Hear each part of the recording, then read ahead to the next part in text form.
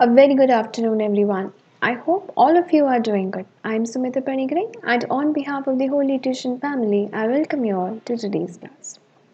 eTuition is providing quality education for a better tomorrow, so don't forget to subscribe our YouTube channel or download the app from the Play Store. Okay, so let's see what we're going to discuss today. We have already completed the chapter and we have discussed certain sort of extra questions. Now, on today's session, we'll be discussing NCRT's question. ठीक है, NCRT का question हम discuss करेंगे. Let's start. Right? Let's get started. Okay, the first question is I have actually selected some of the questions from your NCRT, not exactly the whole NCRT. ठीक है, जितने भी questions हैं सबको नहीं, मैंने कुछ in text और कुछ जो exercise है उनमें से कुछ selective questions यहाँ पे डाले हैं, उसके discussion हम करेंगे. ठीक है, let's start. So मैं hope करती हूँ कि इसके आंसर आपको पता होंगे. Very easy. Let's start. You spill a bucket of soapy water on a marble floor accidentally. तो अचानक से आपने मार्बल फ्लोर में पानी डाल दिया, साबुन पानी. क्या हुआ? Would it make it easier or difficult for you to walk on floor? इससे आप चल सकते हो क्या नहीं? फ्लोर में साबुन पानी डालने के बाद मार्बल फ्लोर में आप वहाँ पे ठीक से चल पाओगे या नहीं? And the answer is no. क्यों नहीं चल पाओगे? क्योंकि फ्रिक्शन रिड्यूस हो जाएगा. हम प्रीवियस क्लास में पढ़ चुके हैं. The layer of soap makes the floor smooth due to the friction is reduced. ठीक. This makes the floor slippery and the foot can not make a proper grip on the floor. तो क्या होगा? Grip नहीं हो पाएगा. हम फिसल क्यों जाते हैं साबुन के ऊपर? जस्ट बिकॉज रिड्यूस हो जाएगा हमारा फ्रिक्शन. तो हमारा पैर और हमारा जो सरफेस है उसमें प्रॉपर इंटरेक्शन नहीं हो पाएगा, जिसकी वजह से ग्रिपिंग सही नहीं आएगी हमारे पैर की और हम स्लिप हो जाएंगे. Next, explain why sportsman use shoes with spikes. आपने देखा होगा फुटबॉल या फिर फुटबॉल बेसिकली, ठीक है, ज़्यादा जहाँ पे मूवमेंट दौड़ा दौड़ी होता है उस टाइम पे आपने देखा होगा कि स्पोर्ट्समैन जो होते हैं फुटबॉलर्स वगैरह वो जो होते हैं शूज़ जो पहनते हैं उसमें स्पाइक्स होता है, कांटा होता है, कांटा टाइप का होता है. उसका रीज़न क्या है? कांटे वाला जूता वो इसलिए पहनते हैं क्योंकि उससे फ्रिक्शन इंक्रीज होगा ताकि वो स्लिप ना हो, क्योंकि अगर फ्रिक्शन रिड्यूस होता है तो स्लिप होने के चांसेस हैं. तो फ्रिक्शन को इंक्रीज करने के लिए वो कांटे वाले जूते पहनते हैं. Sportsman use shoes with spikes to increase the friction between shoes and the surface, so the shoes with spikes do not slip when the sportsman run and play. Okay, game है sports. किसमें? Football. Iqbal has to push a lighter box and Seema has to push a similar heavier box on the same floor. तो एक floor में Iqbal push कर रहा है थोड़ा सा हल्का वाला डब्बा और सीमा थोड़ी हेवी वाली डब्बा यूज कर रही है. Who will have to apply large force? Of course सीमा, क्योंकि वो ज़्यादा हेवी वाला ये कर रही है. अब उसको ज़्यादा मेहनत लगेगा. क्यों ऐसा लगेगा? क्योंकि एक हैवी ऑब्जेक्ट भारी होता है, जितना फोर्स हम अप्लाई करें उतना ही फोर्स हमारे ऑपोजिट डायरेक्शन में फ्रिक्शन भी अप्लाई होगा, जिसकी वजह से हमें भारी ज़्यादा लगेगा और हमें सीमा को ज़्यादा अप्लाई करना पड़ेगा फोर्स. ठीक है, okay. Explain why sliding friction is less than static friction. तो हमने पढ़ा है rolling friction, static friction, sliding friction, fluid friction. Now sliding friction जो होता है लेस होता है. क्यों ऐसा होता है? स्टैटिक से स्लाइडिंग क्यों ज़्यादा रहता है? स्टैटिक मतलब आपको पता है एक जगह पे रखा हुआ है, पर स्लाइडिंग में क्या होता है? हम फिसल जाते हैं. ठीक है, हमारा इंटरेक्शन ज़्यादा नहीं है. The sliding friction is less than static friction because the sliding object got less time to interlock with the contact points on the floor. तो क्या होता है स्लाइडिंग फ्रिक्शन में? हम एक पॉइंट से दूसरे पॉइंट उसको धक्का मार रहे, उसको स्लाइड करवा रहे हैं. तो जब हम उसको स्लाइड करवा रहे हैं तो क्या होता है? उसका ग्रिप सही नहीं रहता है, मतलब वो ऑब्जेक्ट का जो ग्रिप होता है हमारी सरफेस के साथ ज़्यादा बैठता नहीं है, तो स्लिप हो जाता है, तो कम रहता है फ्रिक्शन. बट स्टैटिक में क्या होता है? स्टैटिक में जो होता है स्टैटिक फ्रिक्शन दोनों का क्या होता है बताओ? इंटरेक्शन ज़्यादा होता है. ठीक है, नेक्स्ट. ओके, दिस वन ना give examples to show that friction is both a friend and foe. तो फ्रिक्शन हमारे लिए अच्छा और बुरा कैसे हो सकता है बताओ? एक तो होता है कि फ्रिक्शन जब होता है तो हम प्रॉपर्ली फ्लोर पे चल पाते हैं. ठीक है, अच्छे से ग्रिप करने में हमारी हेल्प करती है. सेकेंडली फ्रिक्शन जो होता है हम आराम से स्लो कर सकते हैं अपना स्पीड और एक जगह पे रुक सकते हैं. लिखने में हेल्प करती है. नाउ फो कैसा हुआ? फो जो होता है it causes wear and tears in object.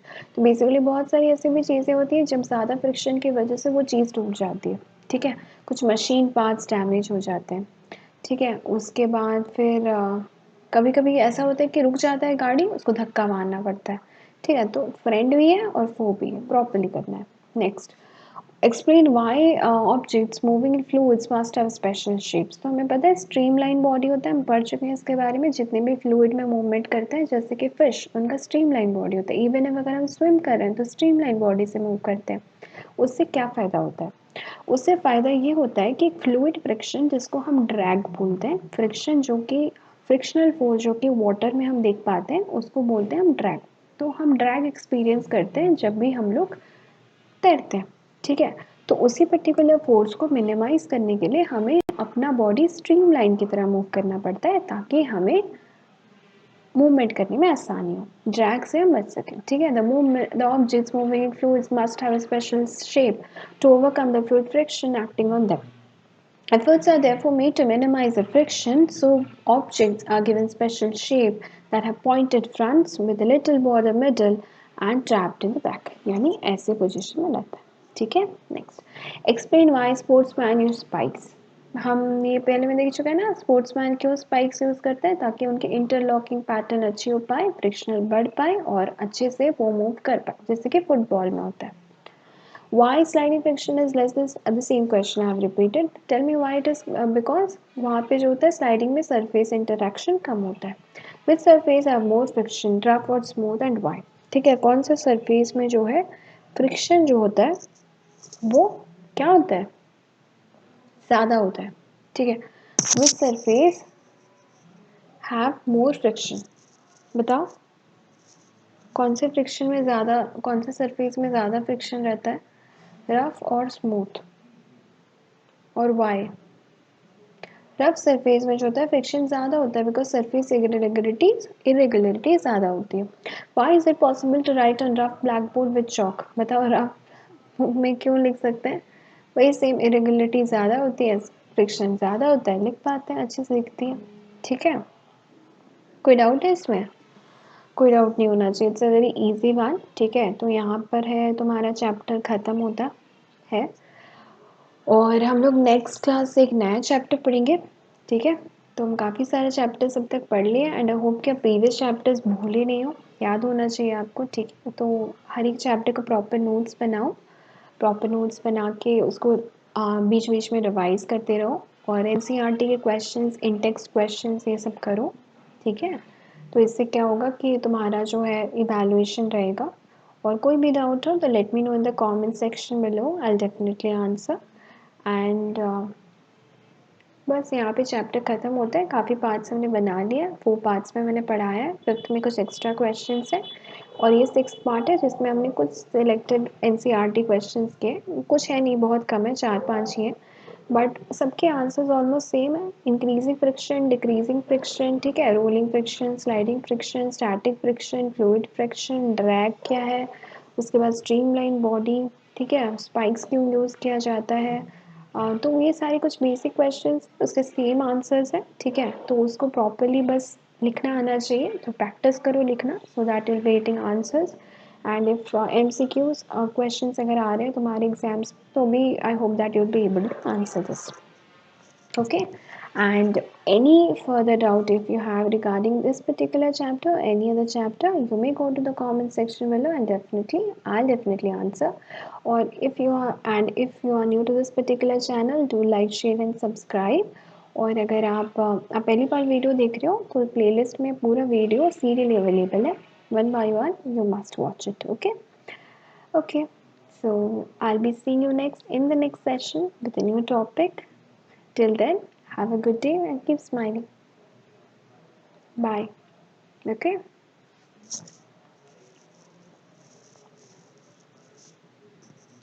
और ये हमारे कुछ पर्टिकुलर है जहाँ पे आप चाहें तो इन्फॉर्मेशन ले सकते हैं।